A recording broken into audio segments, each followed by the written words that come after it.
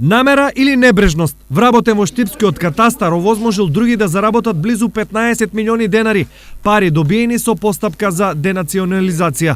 Она што во целата приказна е спорно е фактот што земјиштето за кои тие ги добиле парите воопшто не смеело да биде предмет на денационализација. Станува збор за земјиштето во Чардаклија, кое во генералниот урбанистички план се води како заштитен појас на сообраќајница во градежен опфат и како такво не може да биде предмет на денационализација. Но службеникот од катастрот, наместо како заштитен појас, истото го завел како земјоделско земјиште, кое потоа во редовна постапка собственикот си го денационализирал.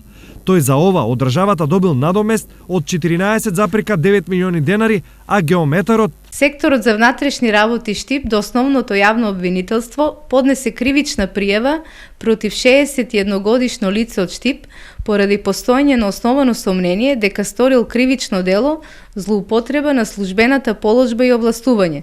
Инаку случајот е со датум од 2008 година, но поради долгата постапка за денационализација, работите на виделина излегле дури сега.